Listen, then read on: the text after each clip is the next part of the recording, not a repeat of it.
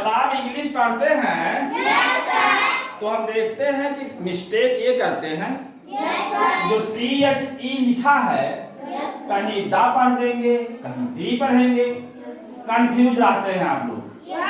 तो आज हम ये बताएंगे कि जो THE है इंग्लिश का, जब आप इंग्लिश का पैसेज पढ़ते हैं, इंग्लिश पढ़ते हैं तो कहाँ आप दी कहेंगे और कहाँ दा कहेंगे।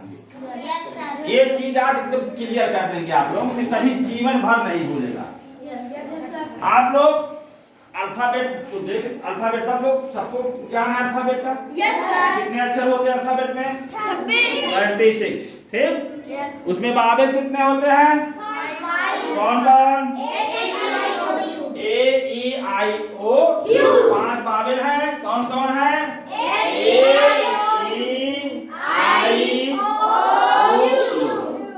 उसके बाद जो 21 अक्षर बच रहे हैं, 21 लेटर बच रहे हैं, वो सब क्या है? कॉन्सोनेंट।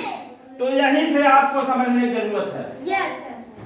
इंग्लिश के ऐसे वर्ड्स जो जैसे दी लगा और दी के बाद जो वर्ड आया इंग्लिश का, अगर वो वावेल से शुरू हो रहा है, मतलब ए से या ई से या आई से या ओ से या यू से, तब वहां हम जो THE है इसको दी पढ़ेंगे। क्या पढ़ेंगे? अगर दी के बाद जो इंग्लिश का वर्ड आ रहा है, जो शब्द आ रहा है, अगर वो उसका पहला अक्षर जो वर्ड शुरू हो रहा, शुरू का पहला अक्षर वावेल है, ए में से कोई अक्षर है, ई में से कोई अक्षर है, आई ओ यू में से, तो वहां हम THE को क्या पढ़ेंगे? दी। क्या पढ़ेंगे? दी। जैसे एग्जाम्पल देखो, दी एप्पल, एप्पल में पहला अक्षर क्या है? ए बाबेल है ना, तो इसको हम पढ़ेंगे दी एप्पल। क्या पढ़ेंगे? क्लियर है सबको? अगला देखो, THE दी, और यहाँ देखो ORANG, ऑरेंज में पहला अक्षर क्या है? बाबेल है। इसको हम पढ़ेंगे DRNG। क्या? DRNG। क्लियर? इसके बाद THE और EGG पहला अक्षर क्या है? ई है, बाबेल है, तो इसको हम पढ़ेंगे डी। दा नहीं पढ़ेंगे, DA। क्या पढ़ेंगे? DA। आगे चलो, दी अम्ब्रेला में पहला अक्षर क्या है? यू। क्या है? कॉन्सोनेंट की बाबेल, बाबेल है ना। हमने यही बताया कि डी के बाद जो इंग्लिश का वर्ड आ रहा है, ठीक है, जो इंग्लिश का वर्ड आ रहा है डी के बाद, अगर वो बाबेल से शुरू हो रहा है, A-E-I-O-U में से, तो उच्चारण वहां जो THE है उसको हम दी बोलेंगे। क्या बोलेंगे? तो दी अम्ब्रेला। क्या हो जाएगा? इसको क्या पढ़ेंगे? दी एलिफेंट। इसको क्या पढ़ेंगे? दी आउल। बाबेल से शुरू हो रहा है, वो पहले है ना, क्या पढ़ेंगे? दी आउल। दी इंक पार्ट। क्या? तो कहाँ हम THE को दी पढ़ेंगे? क्लियर हो गया? अब आगे चलो, THE को दा कब बोलते हैं?